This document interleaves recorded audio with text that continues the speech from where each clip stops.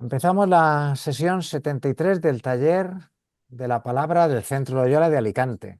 Estamos ahora mismo en el Centro Loyola de Alicante, en la sala Zoom. Vamos a ver, a leer, a preparar las cartas pastorales de Pablo para dentro de 2 semanas. Y he puesto una foto ahí que está un poco desdibujada. Si la veis desdibujada, ¿la veis bien? Sí, la pastora. Porque está desdibujada. Jorge, debes silenciar el micro, ¿vale? Vale. Salvo que haya algo por ahí que te urja. Eh, Está desdibujada a propósito, porque ahora mismo el tema de los pastores en nuestra fe también anda un poco desdibujado. A lo mejor ellos, los pastores, están un poco en crisis, los laicos les estamos poniendo en crisis, o les estamos pidiendo cosas, o hay pocos, no hay más. Tenemos ahí un asunto con los pastores que a lo mejor las castas pastorales nos sirven para avanzar. Nosotros somos la iglesia que se reúne en la sala Zoom del Centro Loyola de Alicante. Cuando digo nosotros, quiere decir nosotros los que estamos en esta sala Zoom. No, no miremos para atrás a ver quién hay. No, no, si somos nosotros. Nosotros somos la iglesia que se reúne en el Centro Loyola de Alicante, en esa sala Zoom. Y como frase motivadora, una del que es arzobispo de Pamplona ahora mismo, puede ser el futuro arzobispo de Barcelona y luego Dios sabe si cardenal, un pastor.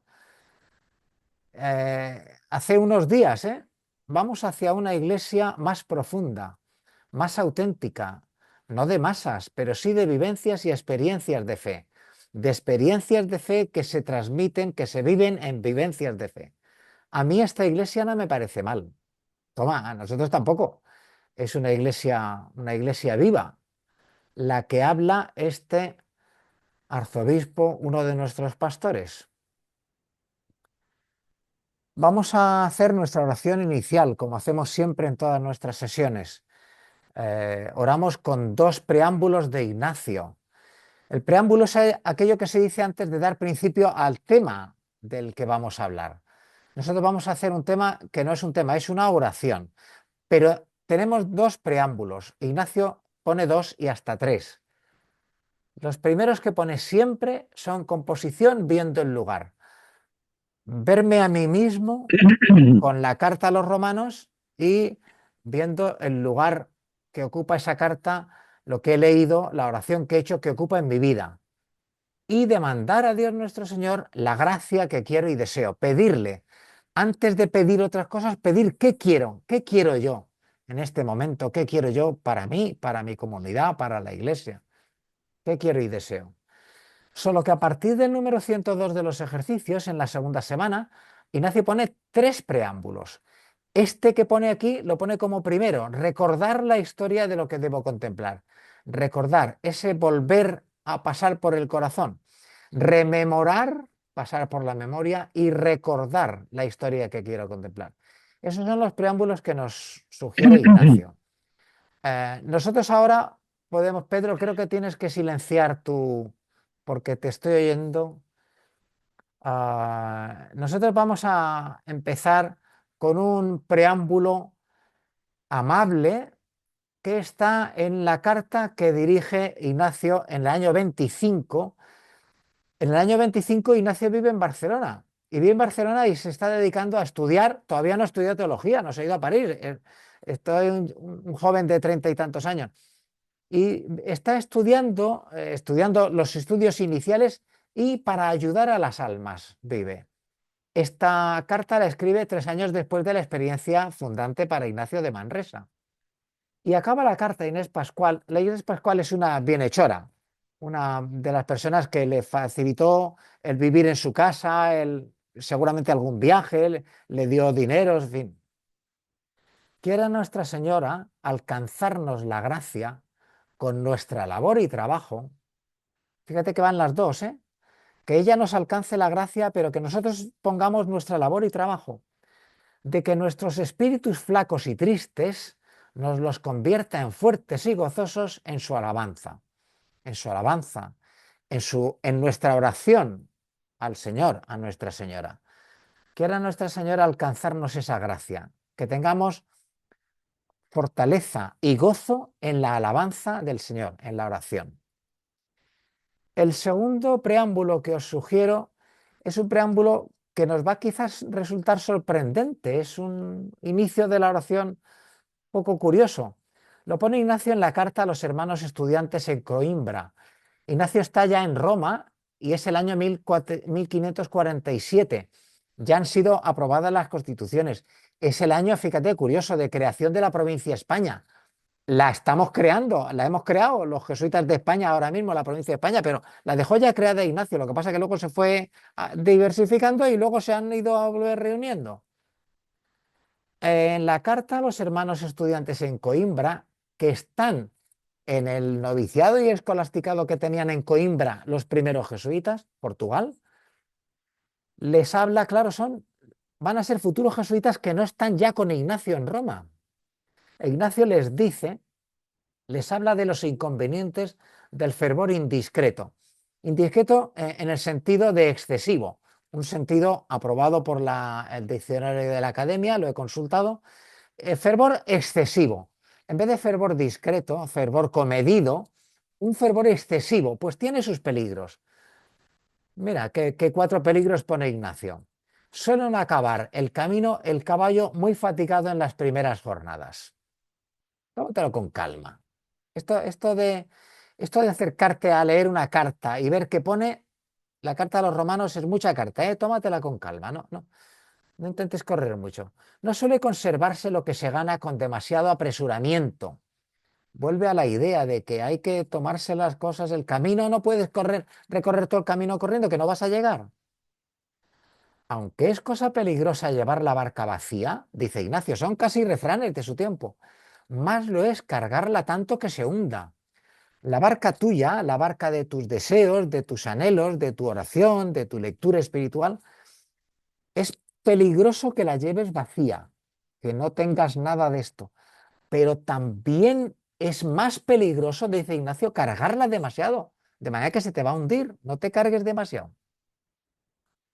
Y por último, un peligro, nos avisa Ignacio, de soberbia y vanagloria, quien prefiere su juicio, quien prefiere su oración, quien prefiere lo que él ha visto, quien prefiere lo que él siente, quien prefiere a los de todos los otros, a los de los otros todos. Con estos dos preámbulos, quieras Nuestra Señora alcanzarnos la gracia y vamos a tomarnos las cosas en su justa medida, con proporción, con peligro de soberbia y vanagloria. Vamos a hacer nuestra oración.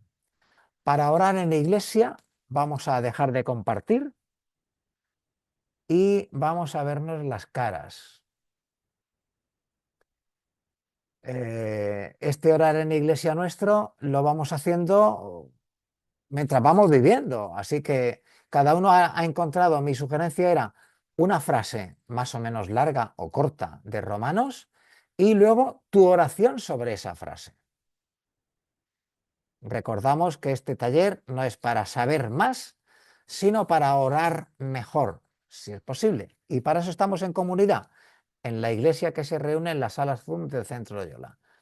Si levantas la mano y en todo caso la mueves un poquito para que yo te vea, pues te diré encantado, empiezas tú, activas el micrófono, nos comentas, nos lees tu oración, si es posible nos la lees y luego seguimos. Ánimo.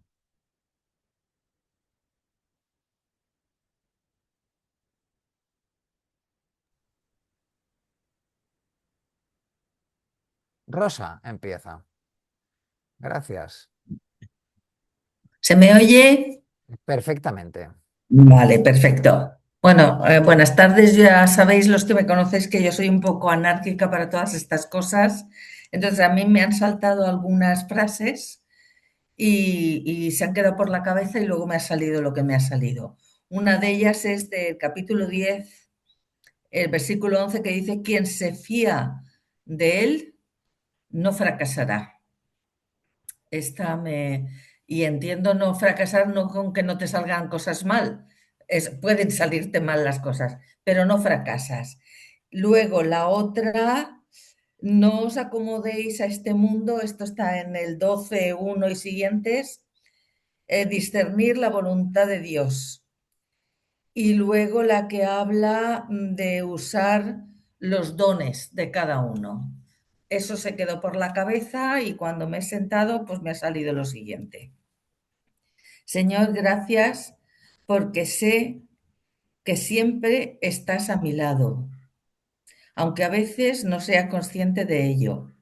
Sé que me acompañas en mi caminar, aunque me caiga y me equivoque. Gracias también, Señor, por hacerme ver la belleza de este mundo y la que todas las personas llevamos dentro. Te pido que me ayudes a no acomodarme a este mundo, a ir vislumbrando tu voluntad en todo y en todos los que hay a mi alrededor. Ayúdame que en mi trato con los demás sepa cuándo la persona que tengo delante necesita que yo escuche y calle, cuándo necesita unas palabras de ánimo, cuándo necesita unas palabras de empuje, e incluso A ver, te hemos perdido, Rosa. Rosa, te hemos perdido desde incluso. necesita una, entre comillas, a tener creatividad y las palabras y la manera de ayudar a los demás, de tener gestos de cariño y de respeto, y que esa creatividad la pueda poner al servicio de ellos, porque a veces en determinadas cosas yo no veo por dónde tengo que ir y creo que la creatividad me puede ayudar. Y le pido ayuda porque considero que no soy una persona demasiado creativa. Entonces, eso, todo eso le pido al Señor y ya está. Muy bien, muchas gracias, Rosa, incluso por la concisión. Está muy bien. Sigue Mari Carmen Múrtula. Ánimo, Mari Carmen. Pues, yo he seleccionado dos, eh, dos versículos. El primero, a ver, que cada uno es del 15:2 y el 15:17. Dice que cada uno de nosotros trate de agradar a su prójimo para bien y buscando su edificación. Y el segundo dice, por tanto, acogeos mutuamente como os acogió Cristo para gloria de Dios. Estos dos versículos me han llevado a considerar que estamos llamados a acoger a todos aceptando las diferencias como riqueza complementaria, relativizando lo que nos separa y favoreciendo lo que enriquece para el fin de cada uno. Porque todos somos aceptados, llamados por Dios. Así que sigue el punto 14:8. Si vivimos, para el Señor vivimos. Si morimos, para el Señor morimos. Así que si ya vivimos, ya morimos, del Señor somos. Con esta consideración, yo creo que no sé, que me impulsa a vivir la fraternidad de otra manera, a darme cuenta de que todos somos amados de Dios y que todos estamos para ir, no sé, para dar gloria a Dios, cada uno a su manera y como nos ha formado, como dice en otro momento, como el, el Señor nos ha hecho y nos ha hecho cada uno distinto y tenemos que aceptarnos como somos. Y le pido al Señor que sepa acoger a cada uno a su medida, a la medida de Dios, no a la medida nuestra. Amén. Amén. Gracias, Mari Carmen. ¿Alguien más? ¿Antonio?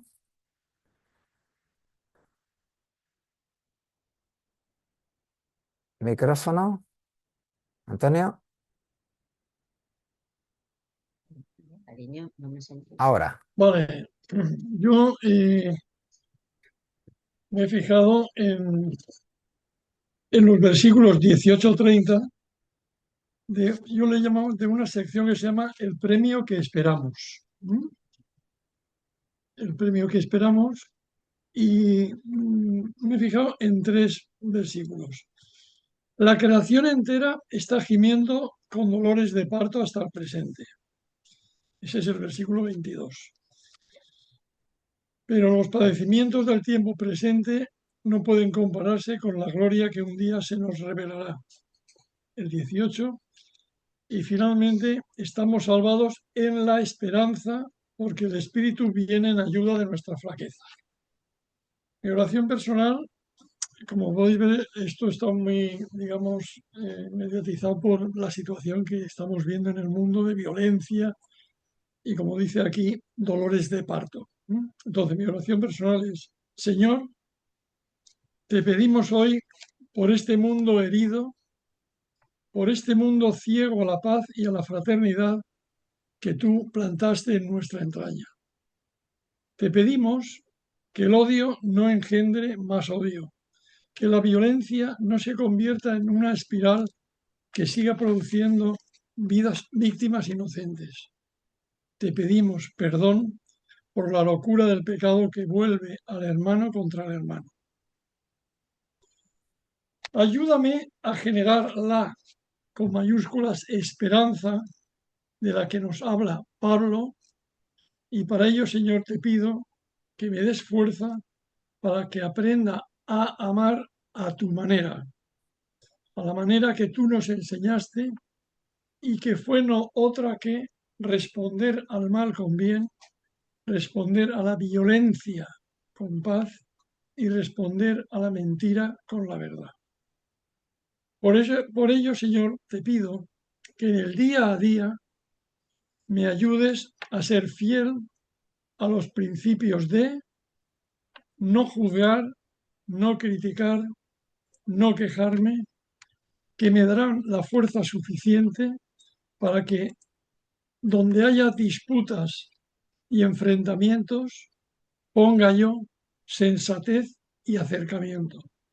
Donde haya insultos, ponga yo palabras de comprensión. Donde haya intolerancia, ponga yo respeto por las ideas de los demás. Que así sea. Muchas gracias, Antonio.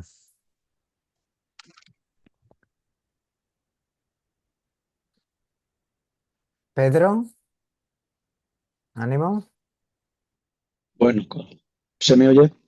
Sí, perfecto. Bueno, estoy teniendo muchas dificultades. Vamos a ver si se puede oír. He elegido capítulo 12, versículo 2. No os acomodéis a este mundo, transformarlo con una mentalidad nueva, discernir la voluntad de Dios. Realmente me he encontrado haciendo ejercicios espirituales y escuchando a Ignacio, discernir la voluntad de Dios para hoy, para tu hoy, en tus circunstancias, para mi comunidad, para mi familia, para mi servicio. Como decía Antonio, en estos tiempos convulsos, o también personalmente planteándomelo como cómo discernir la voluntad de Dios, qué quiere Dios de mí en esta cuarta etapa de mi vida, realmente ha sido un regalo dejarme acariciar por estas palabras que dice Pablo que son normas para la vida cristiana. Simplemente he orado dejándome acariciar por estas palabras. No tengas pretensiones desmedidas. Actúa con mesura, con alegría, con hospitalidad. Bendice, ten paz con todos. Alégrate con la esperanza y sé paciente en el sufrimiento, enfermedad, soledad, disminuciones corporales y sociales. Qué bien me ha venido en esta cuaresma detenerme un poco en cada una de estas palabras y actitudes. Gracias, Pedro. Mercedes, ánimo. Micrófono, sí. Sí. Hola. Ya. Hola. Me uno porque he cogido el mismo que, bueno, y el anterior, bueno, pero voy a resumirme al mismo que el compañero de antes. y otro más, que lo digo luego. Y mi oración tanto en este, o sea, este que es el 12-2 y luego me he quedado con el 12-21. Y lo que a mí me ha surgido, bueno, toda la carta me ha encantado, pero yo esto a mí me supera. Entonces yo lo que lo he convertido es en una oración al espíritu, porque por mis fuerzas yo es que no puedo, vamos, ni proponérmelo.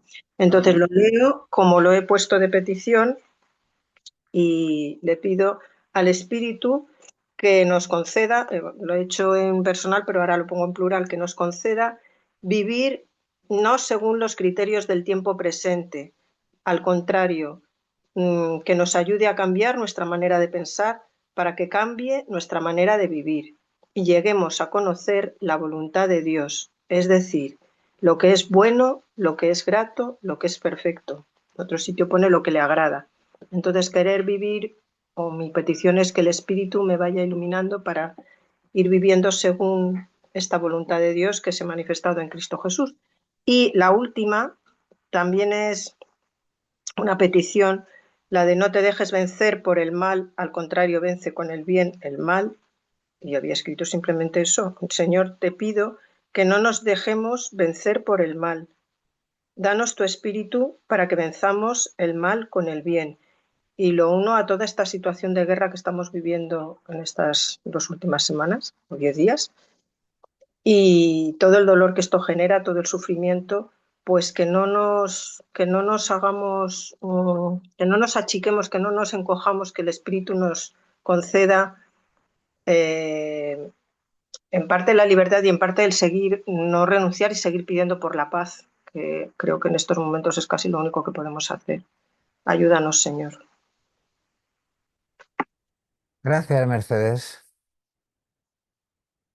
Ana.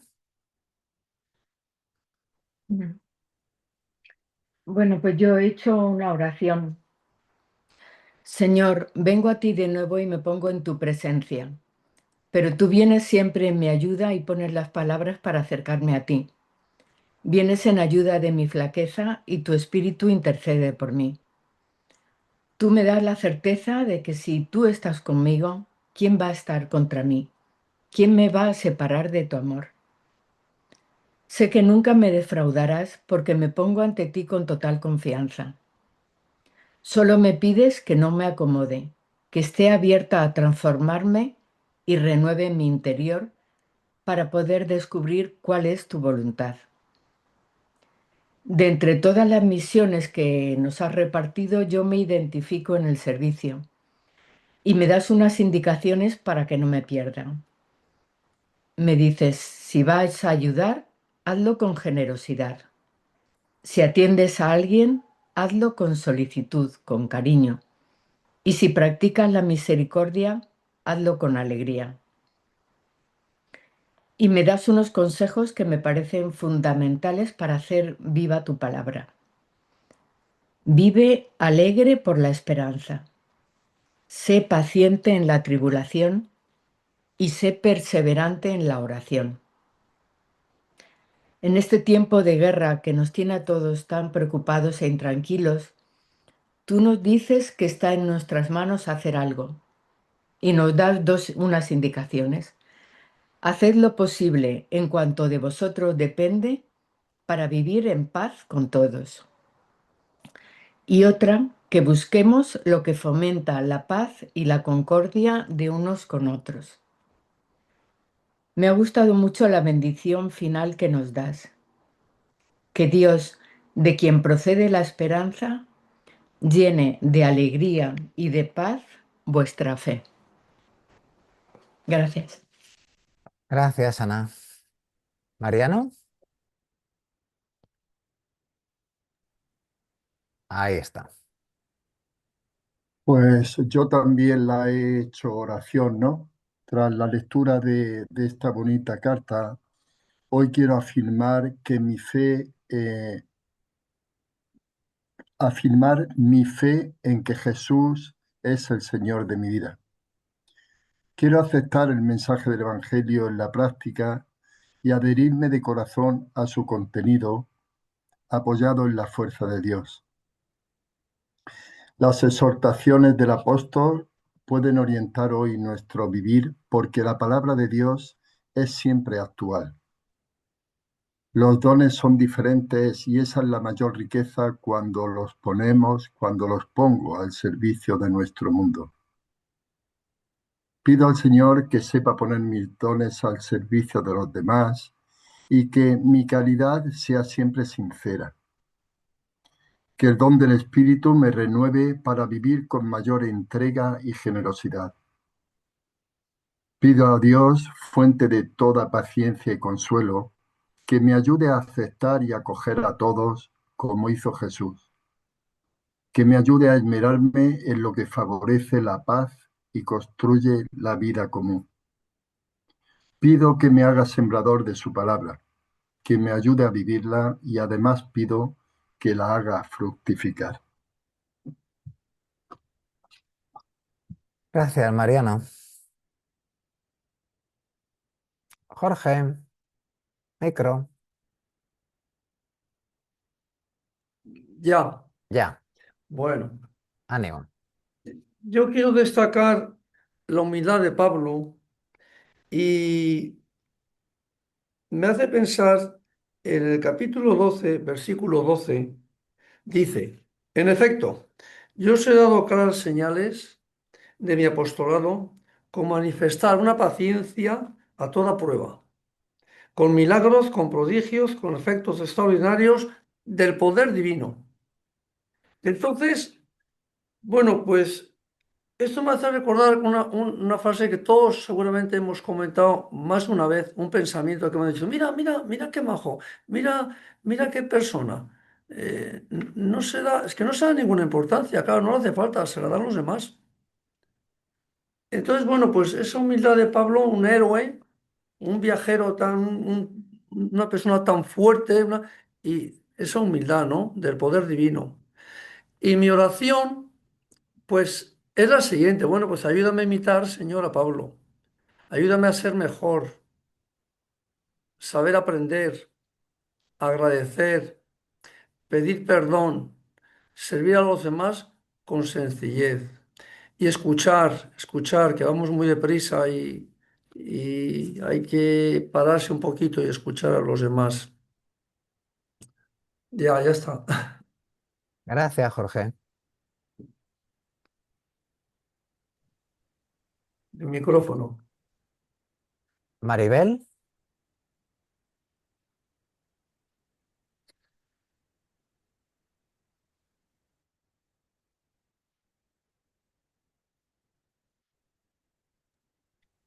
ahora. Ahora, a ver, es curioso que hayamos coincidido tantas personas con el punto 12, pero yo también.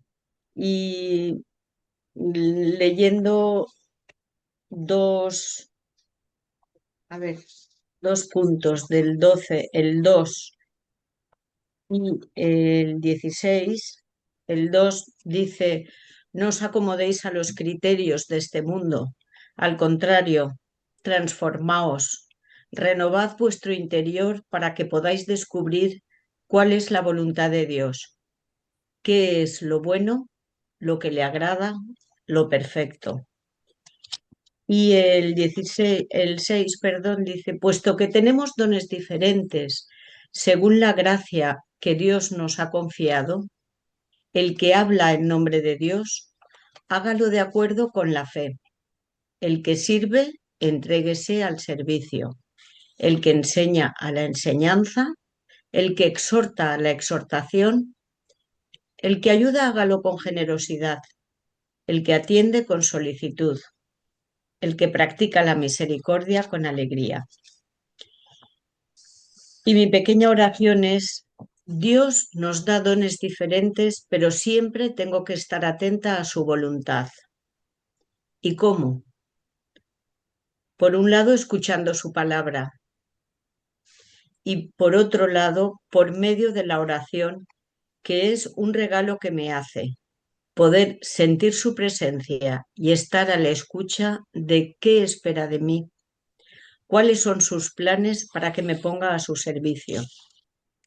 Y lo que haga, que sea de acuerdo con su mensaje, con plenitud, con generosidad, con alegría y todo por amor. Gracias. Gracias, Maribel. ¿Encarnita? Sí, pues seguimos con el capítulo 12. Quizá por el momento personal que estoy viviendo de un poco cambio de mi proceso o mi misión, pues me ha llamado más la atención. Y de aquí destaco dos frases. Presentaros a vosotros mismos como ofrenda viva, santa y agradable a Dios cuando os presentéis ante los demás. Y si de servir se trata, sirvamos siempre con solicitud. Y bueno, pues un poco mi oración ha ido por ahí, ¿no?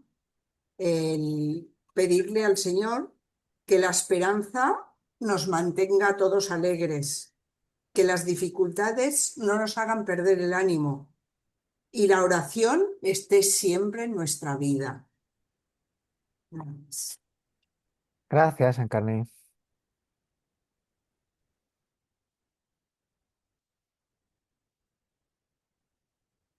Ahora es cuando el servidor dice 1, 2 y 3, ¿eh? Yo no tengo prisa.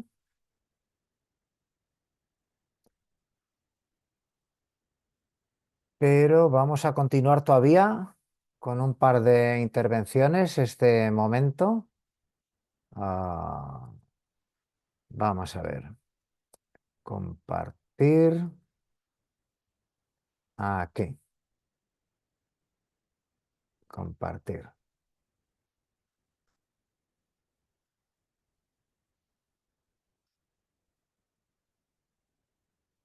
Mi frase es del capítulo 14. Soy un poco disidente. Por Jesús el Señor, sé y estoy convencido de que nada es impuro de por sí. Si algo es impuro, lo es solo para el que lo tiene por impuro. Y nada más. Punto. Me ha recordado al final de Gálatas. A mí no me vengáis más con circuncisiones y con historias de esas. Y mi oración por ti, Señor, de qué pocas cosas sé y estoy convencido. Sé y estoy convencido de que tú eres, de que todos estamos habitados por tu Espíritu, que nos permite llamarte Padre, de que no hay nada ni nadie impuro, ni por lo que es, pues es parte de ti, ni por cómo actúa si le guía tu amor. Sé y estoy convencido de que en nuestras comunidades, en tu iglesia y en el mundo, necesitamos más santos que dirigentes. Sé y estoy convencido, como nos advirtió Pablo, de que tú no reinas por lo que uno come o bebe, ni por quién ni cómo repita una frase tuya en tu memorial. Señor, que como pedía Pablo, en mi vida actúe con la honradez, la paz y la alegría que nos da tu Espíritu. Y por último tenemos una oración que nos manda Menchu que preveía no poder estar. La leo en su nombre, aunque la podéis seguir en pantalla. Hoy, Señor, ante los jóvenes que no te conocen, ante la guerra que se ha iniciado, siento yo ese dolor continuo en el corazón que suscitó en Pablo la falta de fe en ti. Tú nos llamas a todos, no por nuestras obras o valores, sino porque eres misericordioso y soportas con paciencia nuestras infidelidades. Sin esforzarme he recibido la fe que me salva. Quiero proclamar con mi vida que tú eres Dios y anunciarte. Ojalá surja fe de nuestra proclamación. Proclamar en las periferias, a los alejados de la iglesia, a los jóvenes. Dame luz para acompañar y aconsejar. Quiero vivir enraizada en ti, conocer tus caminos e ir a ti. Renuévame para descubrir cuál es tu voluntad, crear comunidad, aceptar a todos, acoger mis dones y descubrir y agradecer los de los demás. Hazme paciente en el sufrimiento y perseverante en la oración. Gracias porque puedo disfrutar de tu amor, libre de culpa. Lléname de tu amor y hazme ingeniosa para hacer el bien venciendo al mal a base de bien. A ti la gloria. Mencho. Y ahora que estamos todavía en este final de nuestra oración en la iglesia, como sugerencia por si te viene, cuando recibas la grabación de toda esta sesión, pasas así lo rápidamente que quieras hasta el inicio de las oraciones, te vas a tu sillón de pensar, te pones tranquilo, cierras los ojos, le das al audio y sin necesidad de ver quién está hablando, vuelves a escuchar estas oraciones y vuelves a rezar con las oraciones de otros que hemos rezado juntos en la iglesia. Una posibilidad más.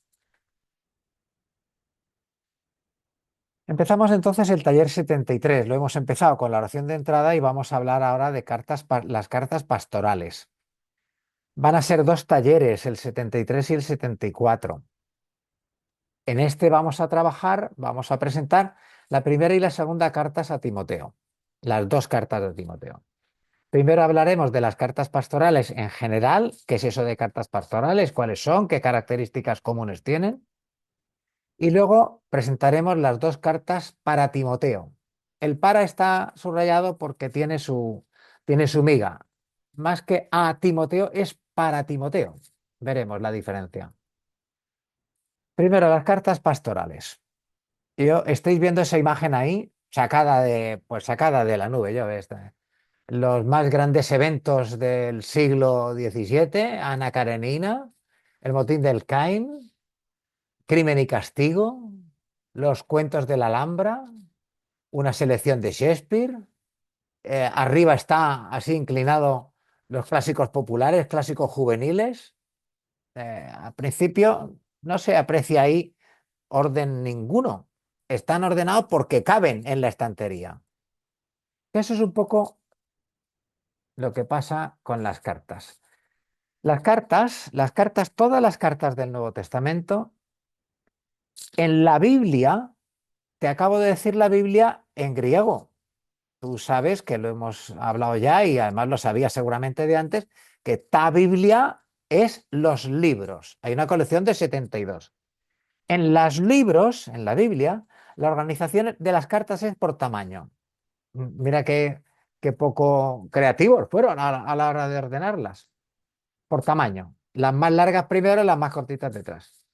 Nuestra lectura no ha sido por tamaño. La hemos intentado hacer una lectura cronológica. Por eso empezamos por Tesalonicenses, seguimos por Corintios, luego Gálatas, luego las cartas de la cautividad, luego Romanos. La hemos dejado al final, aunque fue antes que las de la cautividad, pero la hemos dejado por su peso, porque era una carta de mucho peso y la hemos dejado para el final. Pero hay otra clasificación posible de las cartas, que es por su origen, por quién las escribió. En esta clasificación por autor, los estudiosos hablan de las cartas auténticas, las que son de Pablo, escritas por él, escritas o dictadas, es lo mismo, escritas o dictadas por él. Tesalonicenses, sobre todo la primera, la segunda ya vimos que tiene mucho de Pablo. Primera Corintios, la segunda también vimos que tiene mucho de Pablo, además que la que nosotros llamamos primera es la segunda y la que nosotros llamamos segunda es la cuarta, porque en medio hubo una tercera. Bueno, esto ya hablamos cuando Corintios. Las Gálatas, a continuación Filemón y a continuación Romanos. Las grandes cartas, a pesar de que Filemón fue un billetito de una sola página. Luego vienen las cartas que son muy de Pablo. Los autores no se atreven a decir que sean de Pablo, pero bueno, tienen mucho de Pablo estas cartas, las de la cautividad. Las vimos en los últimos talleres. Efesios, Filipenses, Colosenses son cartas muy densas. Todas ellas, es curioso también, ¿os acordáis? Todas ellas tienen himnos cristológicos preciosos que leemos en nuestras celebraciones en momentos puntuales, quizá en Semana Santa o tal, el himno de Colosenses, de Efesios. Luego están las cartas pastorales. Bueno, alguien las escribió. Tienen bastante de Pablo. Algunas tienen párrafos enteros de dedicatorias y de recuerdos y de saludos que son de Pablo, son del estilo de Pablo. Tienen otras cosas que parece que por el estilo y tal no sean todo de Pablo. Luego están por último las cartas católicas, que si Dios quiere las veremos en el siguiente taller, en los talleres 81-84, la carta de Santiago, las 2 de Pedro, las 3 de Juan y la de Judas. Y por último hay un escrito al que se llama carta, pero no es una carta, es un sermón, es una homilía, que se dice de Pablo, pero que no es de Pablo, que está claro que no, y escrita a los hebreos, que tampoco son los hebreos, que son cristianos procedentes del judaísmo, pero no judíos, no hebreos.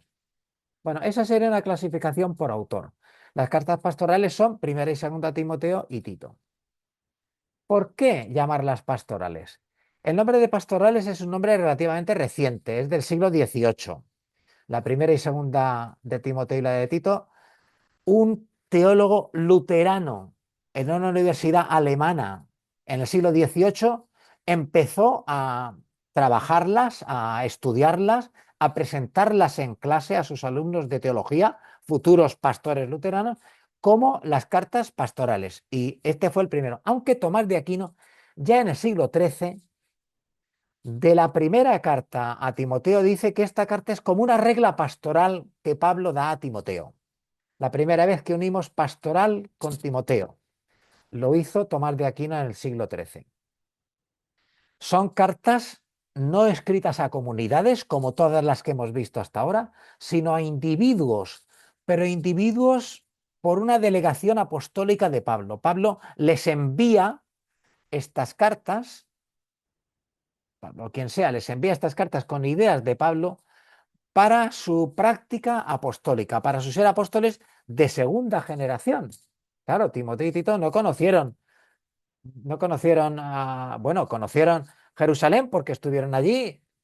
Tito le acompañó a Jerusalén cuando la primera asamblea, el primer concilio de Jerusalén, pero no conocieron a Jesús, son apóstoles de segunda, delegación apostólica. Estas cartas, más que cartas, son un tratado de organización, por eso no hay envío.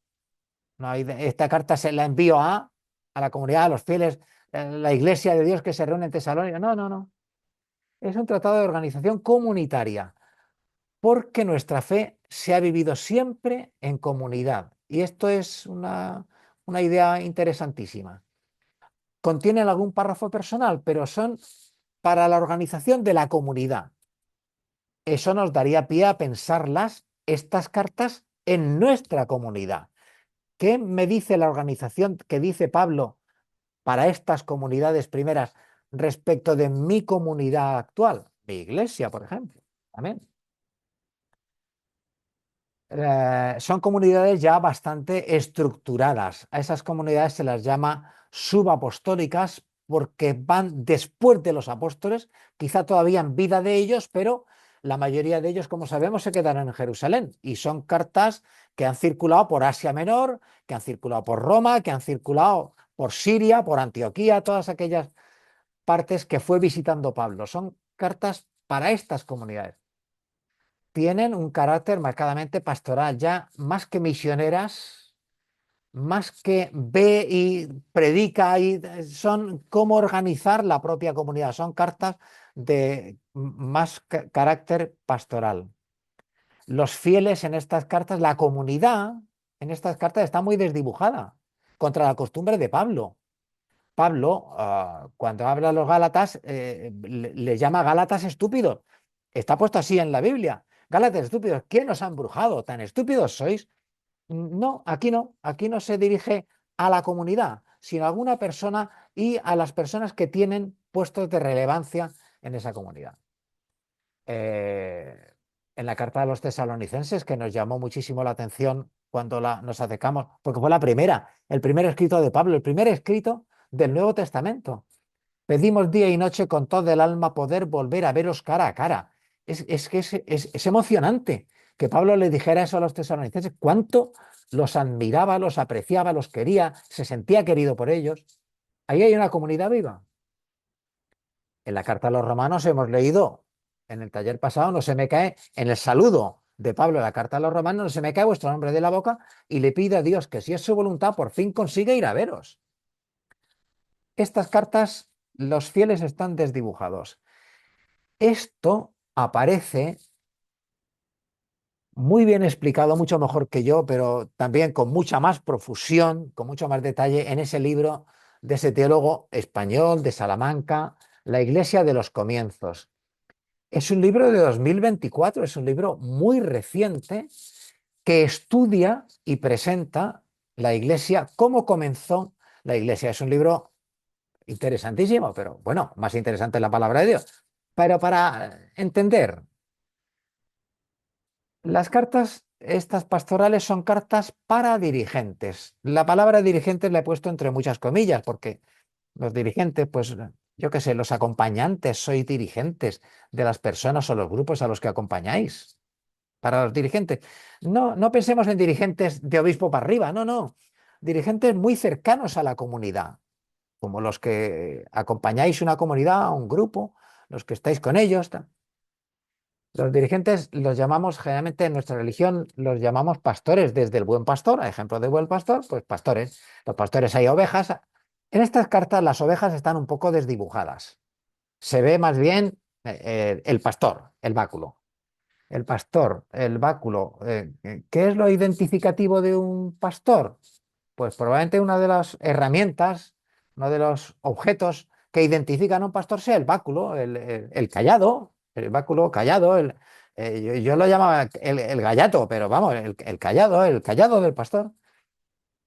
Quizá para mal tiempo, pues sombrero, no sé, bufanda, son herramientas por las que identificamos el trabajo del pastor. Eso, andando los siglos, pues lo hemos puesto tan mono que ya ni lo reconocemos. El báculo del señor obispo, del señor abad, pues el báculo es monísimo y lleva incrustaciones de oro plata, y la bufanda no parece bufanda de ninguna manera, la estola. La mitra, pues fíjate, con lo riquísima y lo monísima que está y todo lo trabajada que está, pues ya parecerse al sombrero de un pastor, pues ya casi, se parece cada vez menos. Esos son los instrumentos del pastor, de los pastores, en fin. Pero Pablo, claro, escribe a pastores muy cercanos a su comunidad. Son cartas centradas en los dirigentes. Ya recordamos que hay tres. Ya en este final del primer siglo de nuestra era cristiana hay tres dirigentes, tres personas que están al servicio de la comunidad. Los auxiliares, llamados diáconos, diaconoi, los ancianos, presbiteroi. Te recuerdo que el presbítero es el de la presbicia, el de la vista cansada por la vista de los mayores. Los ancianos, los sabios, las personas que conocen a la comunidad, que se manejan entre ellos, los ancianos, y los supervisores. De varias comunidades hay un responsable de varias de ellas, un supervisor, un encargado de todas las comunidades de Tesalónica, pues hay una persona que está un poco aunando, que haya unidad entre ellas, que vayan al unísono, que pasándole las cartas que le llegan de Pablo, tal. Estos son los episcopoi. Son más que cartas a una comunidad o a una persona, son para una persona, porque llevan nombramientos, llevan cómo has de actuar con la comunidad. Más que ser o tener dirigido a los de la comunidad, son cartas para las personas que están al servicio de esa comunidad.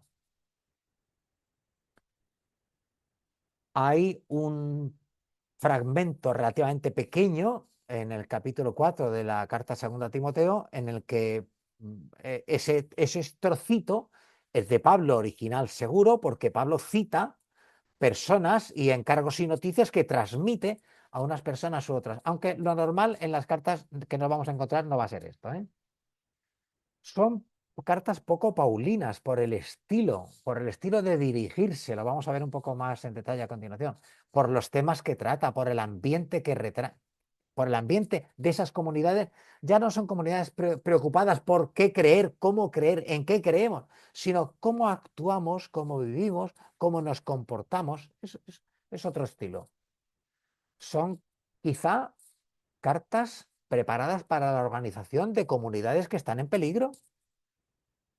cuando la persecución encierra a las comunidades en sí, pues que no se nos aísle mucho. Vamos a dar normas para que las comunidades pues se manejen entre ellas, puedan organizarse, puedan sobrevivir al peligro de la persecución que estamos teniendo ya finales del siglo I. Y en estas cartas os advierto ya, y con perdón me vais a dispensar, voy a poner el parche antes de la herida, os voy a intentar vacunar, porque hay párrafos totalmente culturales, a mi entender, nada teológicos, que nos pueden producir bucles que nos van a llevar a un bloqueo. A mí no me gusta lo que dice, eso no puede ser que Dios diga esto qué significa para mi comunidad, que yo con eso no puedo rezar, y entras en un bucle que te va a bloquear. Vamos a intentar evitar esto.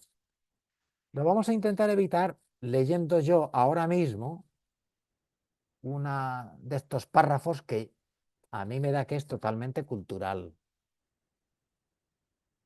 A ver, en cualquier lugar que sea, quiero que las oraciones las digan los hombres. Por lo que toca a las mujeres, que vayan convenientemente arregladas, compuestas con decencia y modestia, sin adornos, sin perlas ni vestidos suntuosos. La mujer que escuche la enseñanza quieta y con docilidad. A la mujer no le consiento enseñar ni imponerse a los hombres. Le corresponde estar quieta, porque Dios formó primero a Adán y luego a Eva. Además, a Adán no lo engañaron. Fue la mujer quien se dejó engañar y cometió el pecado.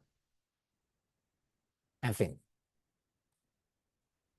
Esa es la manera de presentar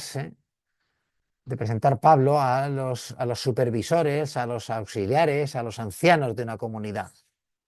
Pues esta manera en aquella época pues podía tener su intríngulis y su razón, que seguro que la tenía, Pero si eso no lo entendemos, 3 sugerencias. Primera sugerencia, contra los párrafos culturales.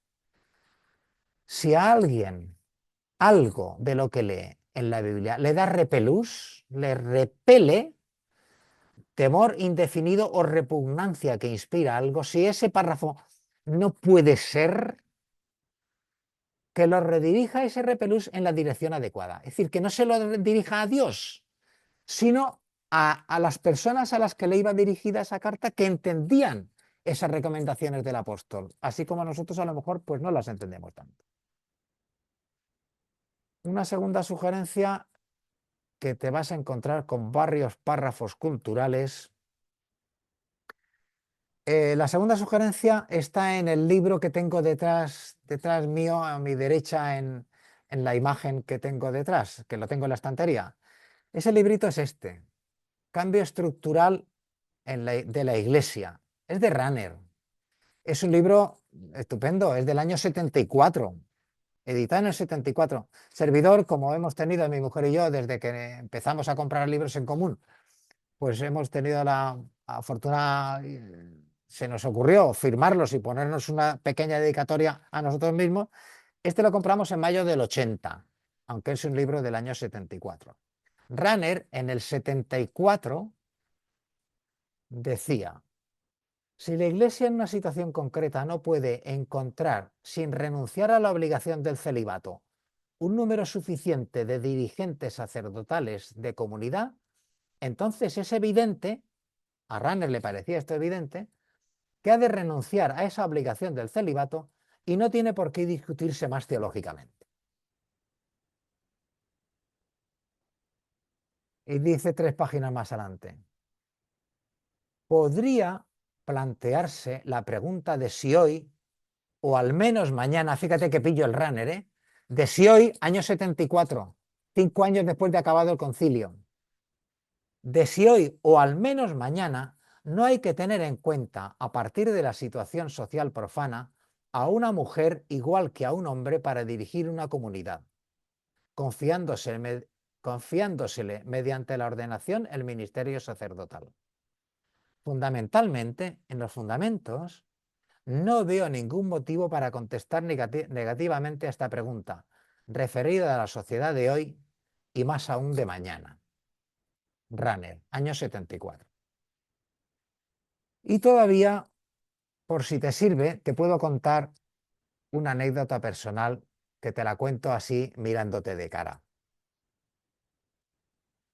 Servidor en el año 91, joven profesor en un colegio estupendo, pues me mandaron a hacer un curso por toda Europa de formación de laicos maristas de la institución, formación de laicos. Nos pasearon, fue un curso enriquecedor, increíble, franceses, italianos, ingleses, alemanes, griegos, sirios, españoles, portugueses, laicos, a los que los maristas, hermanos maristas, nos querían preparar para aquello que entonces se llamaba, y es una expresión que llevamos ya casi décadas sin escuchar, misión compartida de los seglares con los religiosos. En un momento dado, un marista tomó la palabra en una reunión al final, nos preguntaban qué tal y hablábamos, era una reunión riquísimas de formación en el espíritu marista, en el estilo marista, y de compartir entre nosotros. Y en un momento dado un marista tomó la palabra y nos dijo: creo que tenemos que ser honestos con nosotros y con vosotros. Vosotros estáis hoy aquí porque preveemos que no tenemos suficientes hermanos para nuestros colegios. Porque os necesitamos. Si hubiera suficientes hermanos, aquí esto estaría lleno de hermanos. Y no tendría por qué haber seglares. Eso lo dijo un marista entonces mirándonos de cara a todos los que nos quedamos allí a cuadros, porque habían invertido de dinero, de tiempo y de posibilidades en nosotros, estaban invirtiendo. Y ese marista entonces era el provincial de Cataluña, que luego fue durante 7 años superior general de los hermanos maristas del mundo mundial. Así que las cosas hay que tomarlas en su ambiente, en su tiempo, en su medida, y no sorprendernos de que la historia vaya por delante de nosotros mismos, yo qué sé. Y si os encontráis párrafos culturales en esta... Perdón. Cuando os encontréis párrafos culturales que os rechinen, no os quejéis de Dios. En todo caso, quejaros de la gente de aquel tiempo, que bastante se quejarán de nosotros los de dentro de 300 años, que dirán: fíjate lo que hacían a comienzo del siglo XXI, fíjate lo que hacían con las mujeres y con las Eucaristías y con... yo qué sé, lo que dirán de nosotros. Avanzamos. Las cartas pastorales son cartas unidas las tres porque tienen un contenido semejante. Son instrucciones prácticas, quizá dejada por una persona mayor. Pablo ya es mayor cuando las escribió, lo que escribió de ellas y sobre todo el que les dio la redacción final. Para cuando yo falte, mira, las comunidades cristianas se llevan así, llevadlas de esta manera. Son colecciones de normas e indicaciones con algún fragmento personal, como hemos visto, una carta escrita por Pablo a Timoteo, claro. Y estas cartas no han sido incluidas siempre desde el comienzo en todas las iglesias cristianas, en el canon de todas las iglesias cristianas. Bueno, pues la autoría era difusa y la época de creación de las cartas, algunas cosas que se dicen, bueno. Pero vamos, están en el canon ahora mismo, están en el canon de prácticamente todas las iglesias cristianas y desde luego de la Iglesia Católica. Pero tienen diferencias notables con otras cartas. La primera es el vocabulario. En las grandes cartas de Pablo hay grandes temas como la parusía en los tesalonicenses, la salvación en Romanos, la ley en Gálatas. Son grandes temas, mientras que aquí hay vocabulario dirigido a autoridades, a los responsables de las comunidades, cómo deben ser, es otra cosa. El estilo de estas cartas antes era un estilo directo en el que latía el corazón y a veces el mal genio de Pablo. Gálatas estúpidos. A mí esa frase es que me encanta que esté puesta ahí, pero qué estúpidos soy. O queridos tesalonicenses, es que os he hecho en falta. Cuento el tiempo que me falta para poder ir a veros y disfrutar. Aquí es más bien un estilo más dulce, más suave. Te recomiendo, tienes que ser. El modo de las cartas. Hemos visto que las primeras eran afirmaciones tajantes, eran ladrillos que caían de golpe. Oponerse, discutir, presentar. Aquí es explicar, es recomendar, es otro estilo. Son cartas distintas, ¿eh? Las despedidas, que de tan breves no son nada paulinas, las despedidas de las 3 cartas son la misma. La gracia os acompañe. Punto. Punto pelota. Ese no es Pablo. El autor, si es Pablo cuando las escribió, tuvo que ser después de las de la cautividad, quizá durante la cautividad de Roma, pero no caben estas cartas en esos años, no caben, no parecen tener sitio.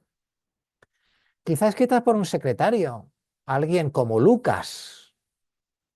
Una hipótesis que se ha planteado interesante sobre que fue Lucas el que escribió, porque es el único que se ha quedado conmigo, dicho por Pablo en la segunda de Timoteo. Se cita quizá Lucas a sí mismo, si fue él que compiló fragmentos distintos para armar una carta como de Pablo.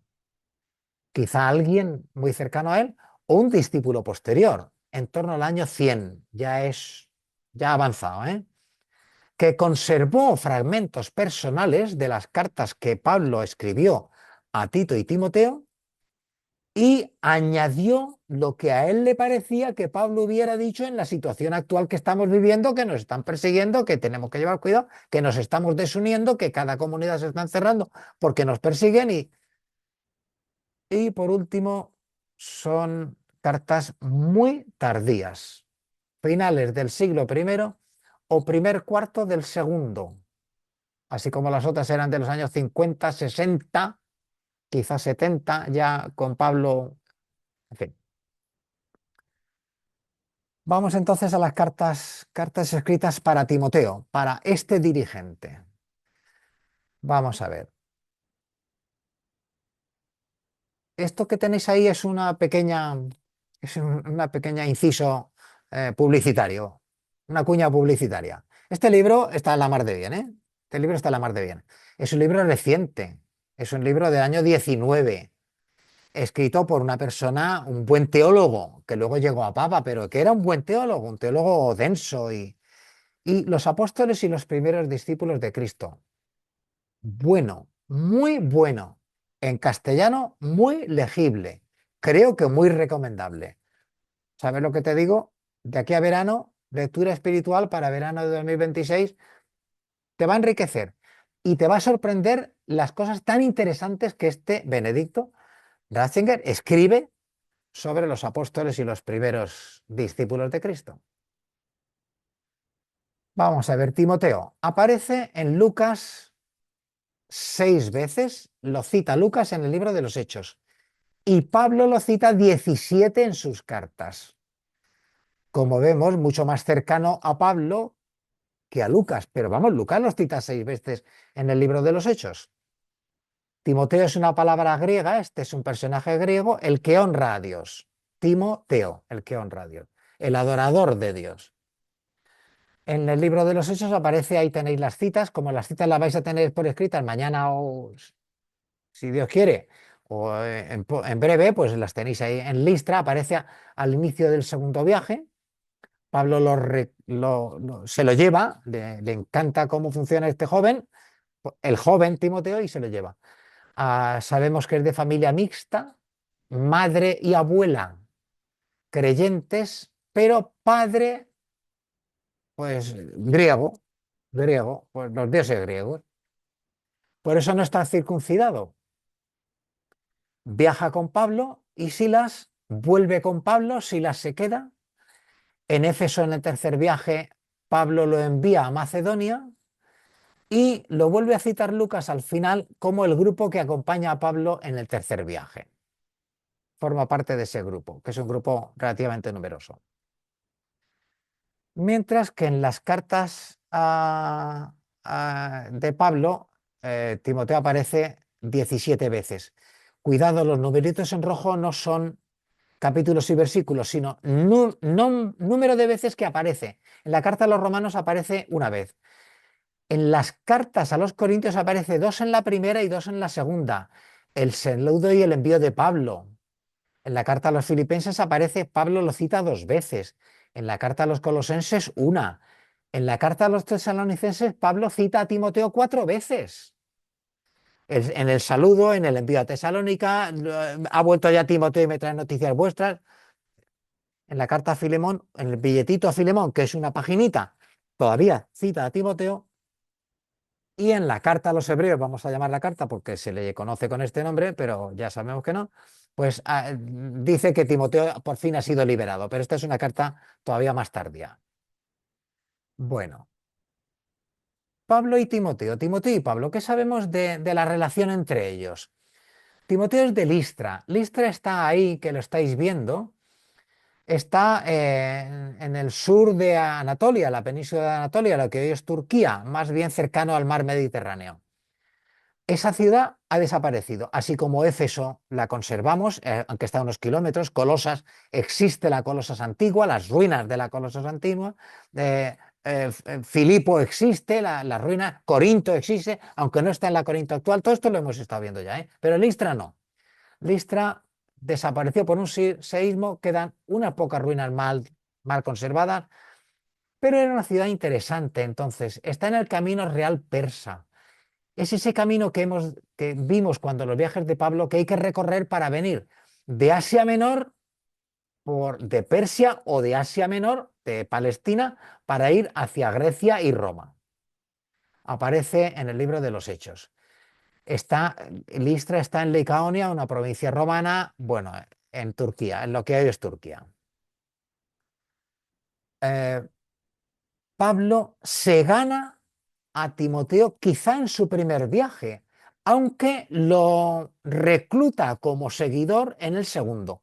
Pero ya en el primer viaje, Lucas dice que Pablo escapó a Listra a evangelizar. Ahí vivía la familia de Timoteo.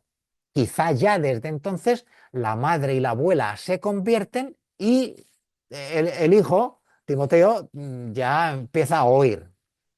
Aparece más en 2 capítulos más adelante, ya en el segundo viaje. Discípulo de madre judía, creyente, pero padre griego, por eso está sin circuncidar. Y Pablo recuerda su fe sincera como la de su madre y su abuela. Fíjate, fíjate la cercanía que tenía que se sabe el nombre y la cita, el nombre de la abuela de Timoteo. De las pocas abuelas nombradas con nombre propio. Pablo lo escogió en el segundo viaje y lo circuncidó por motivo de los judíos.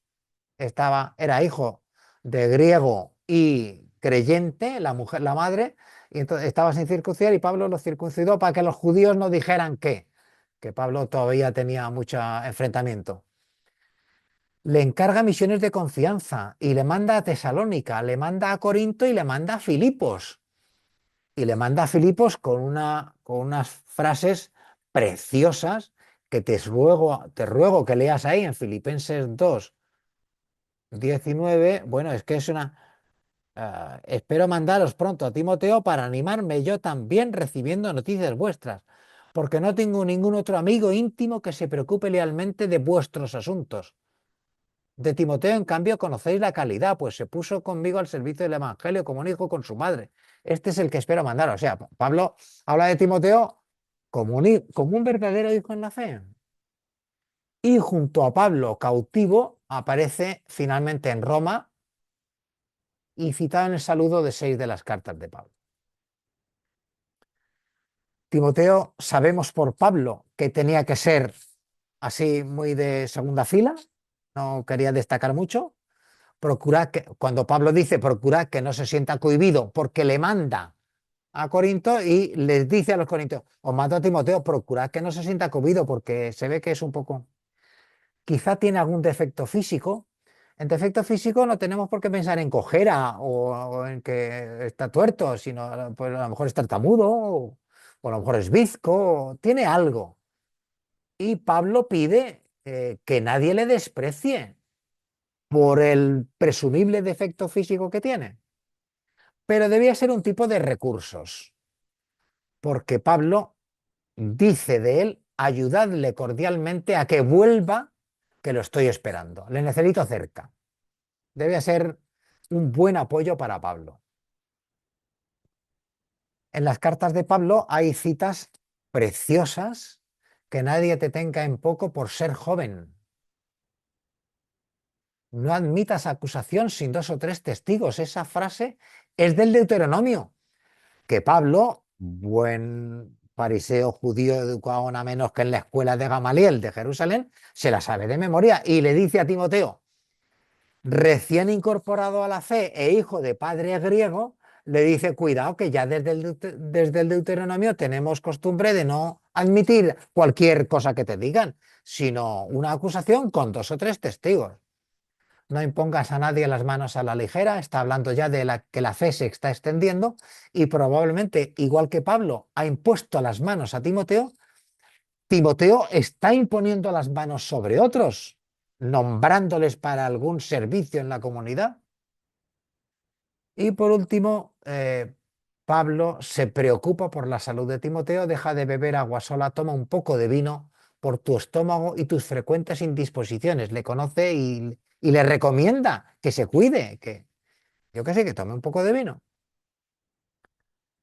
En la segunda carta a Timoteo, recuerdo tu fe sincera como tu madre y tu abuela, reaviva el don de Dios que recibiste.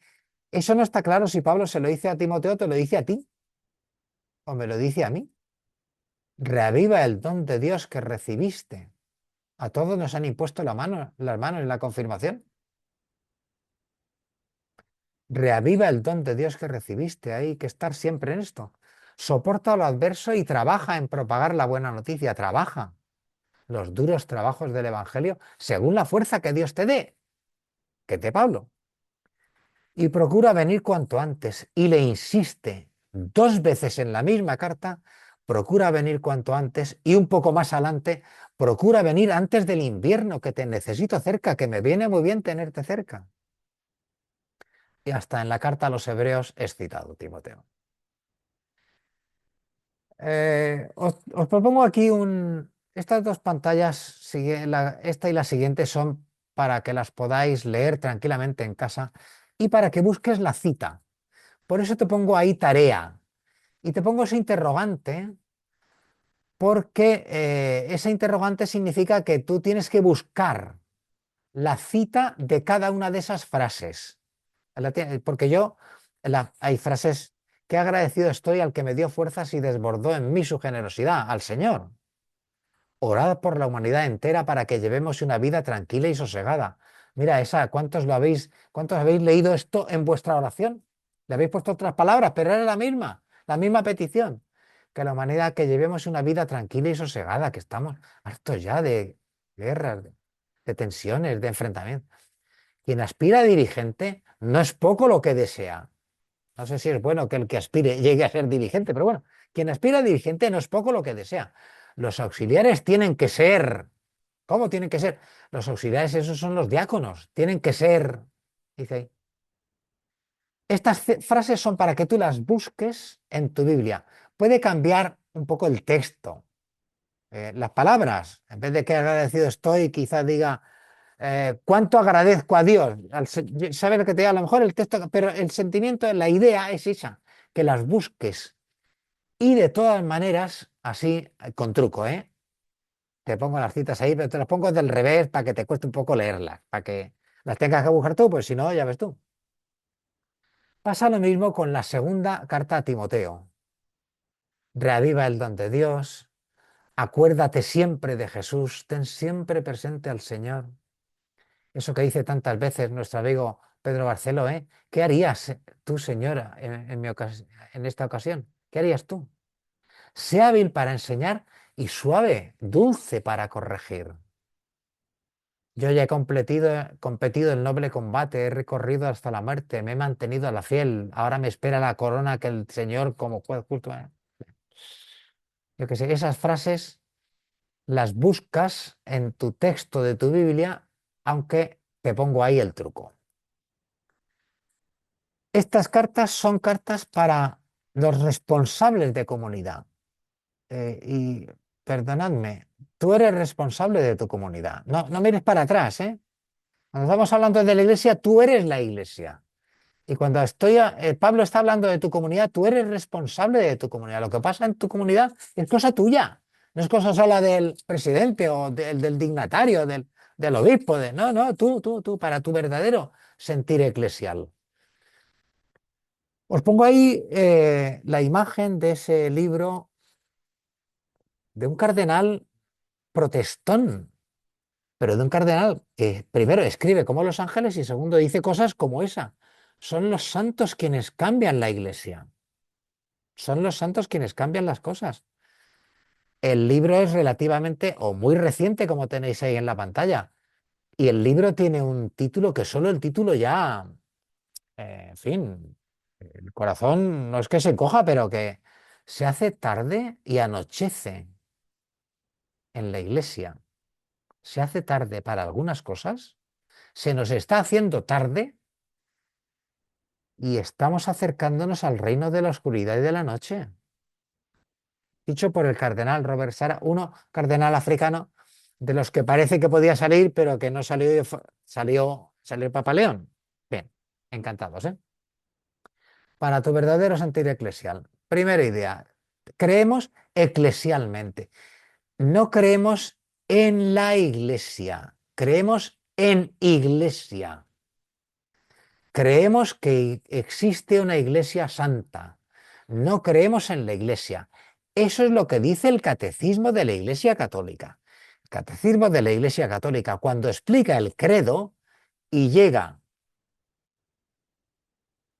credo en la Santa Iglesia Católica, en el número 750 dice, y leo el catecismo: en el símbolo de los apóstoles hacemos profesión de creer que existe una iglesia. Y para más claridad lo pone en latín, credo ecclesiam. Esto la primera vez que se lo escuchamos a Juan Antonio Estrada, nos quedamos todos, mira, no es credo en la iglesia, sino creo eclesialmente, creo con mi comunidad. No hacemos profesión de que existe una iglesia santa y no de creer en la iglesia para no confundir a Dios con sus obras. Catecismo. Creemos en la iglesia, nuestra fe es asamblearia, palabra que parece que es de miedo, pero no, es de asamblea, es que iglesia significa asamblea. Cuando quisimos coger una palabra griega, usamos la palabra asamblea, o sea, iglesia. Creo eclesialmente, pero vivo piadosamente. Esta es una de las conclusiones de las cartas pastorales, el vivir piadoso. ¿Cómo ser piadoso en nuestras comunidades? Ejercítate en la piedad, que eso es útil siempre. Haz ejercicio físico, dice Pablo. En la frase de antes dice, haz ejercicio físico, pero ejercítate también en la piedad. Practica la piedad. Actuar inspirado por el amor a Dios y al prójimo, quien ejercita actos de amor y compasión, según el diccionario de la Academia. Creo eclesialmente, vivo piadosamente y celebro comunitariamente. Sé hábil para enseñar, tolerante y suave para corregir. Proclama la buena noticia, insiste en ella a tiempo y a destiempo. Cartas para mi verdadero sentir eclesial. Ojo, yo no soy aquella iglesia de hace 2000 años, soy heredero de aquella iglesia, pero no soy aquella. Quizá algo de lo que ponen las cartas de hace 2000 años tenga que adaptarlo a la iglesia, a mi comunidad. Os propongo un orar con Timoteo, con la persona de Timoteo, y un orar con las cartas a Timoteo. Timoteo debía ser una persona especial, con su defecto físico y con su timidez. Pablo se lo llevó con él porque gozaba de buena fama entre los hermanos. Por algo sería. Pablo le dice que nadie te tenga en poco por ser joven, ni a ti que nadie te tenga en poco por ser mujer, ni a nosotros que nadie nos tenga en poco por ser mayores, que todavía damos para mucho. Y es un Timoteo enviado por Pablo a Tesalónica, enviado por Pablo a Corinto, enviado por Pablo a Filipos y luego volviendo, trayéndole noticias y llevando cartas y trayendo. Pues algo tendrá el agua cuando la bendicen, algo tendrá Timoteo cuando Pablo lo usó tanto. y lo necesitó tan cerca. Y también orar con las cartas a Timoteo. El amor mutuo brota del corazón limpio, la conciencia honrada y la fe sentida. ¿Qué frase? Es que no tiene desperdicio, ¿eh? Sé fiel, juicioso, equilibrado, bien educado. Además del ejercicio corporal, ejercítate en la piedad, que es útil siempre. Para nuestra oración de estas 2 semanas que vienen, con las 2 cartas a Timoteo, una sugerencia para que la tengas detrás de la oreja, ¿eh? No para que hagas la oración con esta pregunta, sino para que esta pregunta quizá la tengas ahí detrás por si te sirve. ¿Quiénes y cómo querría hoy Pablo que fueran nuestros dirigentes? ¿Qué características? Y antes de contestar a eso, repasa la primera carta a los tesalonicenses, 5:12. Orad por los que están a vuestro servicio en la comunidad, a veces hasta llamándoos la atención. Primera Tesalonicenses, el primer escrito cristiano para los cristianos. Orad por los que están a vuestro servicio como dirigentes de la comunidad. Otra posible cuestión, ¿qué recomendaciones nos daría a nuestra comunidad? No me atrevo a decir a la iglesia, pero bueno, oye, yo qué sé. ¿Qué recomendaciones nos daría Pablo? ¿Nos daría las de entonces? ¿Habría que adaptar alguna?